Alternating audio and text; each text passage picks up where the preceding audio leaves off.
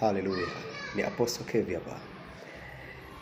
Kumekuwa kuna trending kubwa sana ya wimbi la watoto ambao hawana utii. Na utii tumechukulia kawaida tu.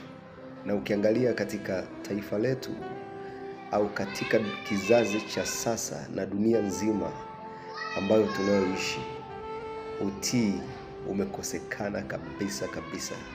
Sasa hivi kumeibuka kizazi fulani ambacho hakina utii. Ukiangalia kama wewe ni mdau wa mitandao ya kijamii, kuna mambo mbalimbali yanayoendelea sana, na ni mambo ambayo tusipoyakemea kama wazazi, hakika kizazi cha miaka 10-15 ijayo kitakuwa ni kizazi ambacho ni cha ajabu sana. Lakini hebu tuangalie maandiko matakatifu ambayo yanazungumzia kuhusiana na maneno haya. Ukisoma katika kile kitabu cha Isaya anazungumza katika ule mlango wa 54 mstari wa 13, anazungumza kwamba watoto wako watafundishwa na wewe Bwana, na amani yao itakuwa ni nyingi. Isaya anazungumza hapa akizungumza kuhusiana na jambo moja ambalo kama wazazi wa kizazi hiki tunapaswa kuliiga, na tunapaswa kumwomba Mwenyezi Mungu kwamba watoto wetu wafundishwe na Bwana. Njia pekee ya kuwa salama, wapendwa katika Bwana, ni basi watoto kumwomba Mwenyezi Mungu watoto wetu awafundishe. Hakuna namna ya kubaki salama katika kizazi hiki kama basi hatumuombi Mungu akawafundisha watoto wetu.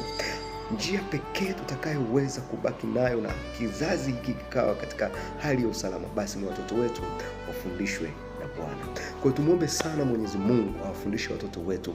Maandiko matakatifu katika kitabu kile cha Luka 2, utasoma pale wakati Yesu 2 kuanzia mstari wa 53, kuna maandiko pale yanayosema kwamba Luka 2 mstari ule wa 2, mstari wa 51, tuanzie pale. Anasema akashuka pamoja nao mpaka Nazareti, naye alikuwa akiwatii. Unaona neno kutii linazungumzwa hapa, akiwatii na mamaye aliweka hayo yote moyoni mwake. Yesu ni mfano wa kizazi ambacho tunatakiwa tuwe nacho. Ni mfano wa kizazi au watoto. Kipindi hicho Yesu, maandiko yake yakiandikwa, alikuwa na miaka 12 tu, na wengi watoto katika kizazi hiki wanaanza kukosa utii pale wanapoanza bale miaka 12 pale, wanakuwa wana mambo mengi sana.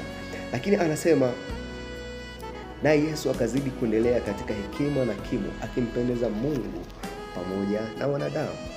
Kwa hiyo katika njia pekee ambayo tunaweza kuishi nayo kama wazazi, basi ni kumwomba Mwenyezi Mungu watoto wetu awakuze katika hekima na kimo, wakimpendeza Mungu pamoja na wanadamu. Watoto wengi hawapendezi wanadamu, hawapendezi jamii ambayo tunaoishi nayo.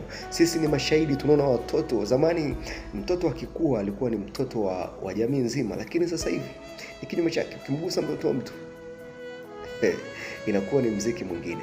Lakini njia pekee ambayo tunaweza kumkuza huyu mtoto katika hekima na maarifa, akimpendeza Mungu pamoja na wanadamu, basi ni kwa kuwapeleka watoto wetu katika Sunday school, ni kuwachagulia marafiki ambao wanaoishi nao, ni kuwaombea watoto wetu, na njia pekee nyingine ni kuwasihi watoto wetu wakuwe katika hekima na kimo, wakizishika zile amri za Mungu, hususan katika ile amri ya 4 ambayo imejaa baraka, ambayo amri hii ikishikwa na tukiwafundisha watoto wetu, heshima itatokea.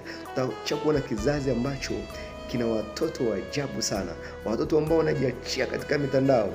Kama utakuwa unaangalia, kama nilivyosema pale awali, tumekuwa tuna watoto na trend kubwa ya watoto ambao wanaishi katika nje ya maadili. Kwa hiyo hebu tumuombe Mwenyezi Mungu, mzazi unayenisikiliza, hebu muombe Mwenyezi Mungu akusaidie watoto wako wakuwe katika hekima na kimo. Usiache mzazi unayenisikiliza kuombea kuhusiana na uzao wako. ombea watoto, muombe Mungu aweze kuwafundisha watoto wako.